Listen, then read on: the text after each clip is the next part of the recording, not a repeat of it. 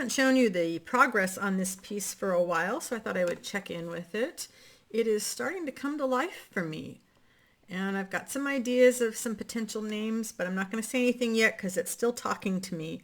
But I thought I would tell you kind of some of the things I did. When I first started it, I had a lot of this lace down. I had big chunks of this red lace, and for some reason it wasn't speaking to me, so I did cut a lot of it back, or I sort of crumpled it together like this. And I can still come in, I've got scraps, so I could come in with some more, and I kind of think I might. I did some split back stitch in a few places.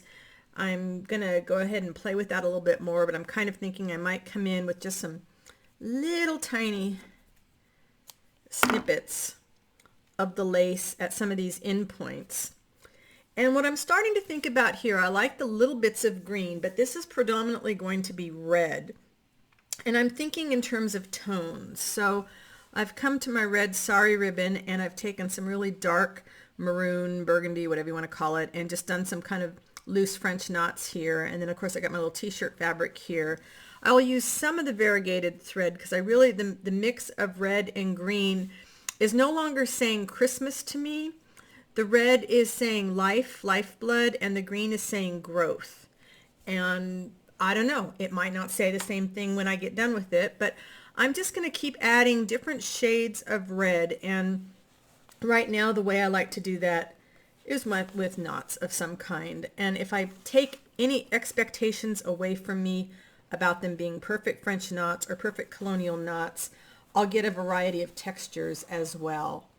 And so I'm just sort of, I can leave the loops out. I can come back down within the loops and fill them in if I want to. I don't have an idea of where the knots are going to go. I just stick the needle in and see where it's going to take me. I was talking with another artist friend today about, how we decide what the pieces are saying. And sometimes people start off with a theme or a message that they want to get across. And sometimes when you're all done with the piece, you can sit down and kind of write a little mini artist statement about it, possibly about the journey that you took when you were working on it, the frustrations you did or didn't feel with it, where you thought you were going and how you ended up someplace else. There was a saying when I was in high school, gosh, we used to write it down all the time. If you don't know where you're going, you'll end up someplace else. And it was always said as it was like this really bad thing for not knowing where you were going. And I decided, you know what? I kind of like not knowing where I'm going.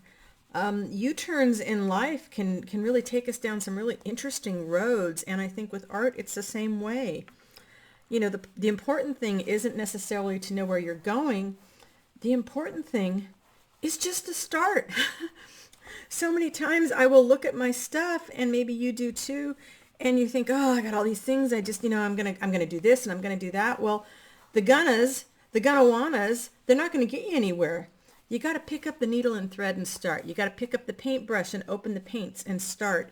You need to turn on the music and start to dance. If you don't start, you're never going to get anywhere at all.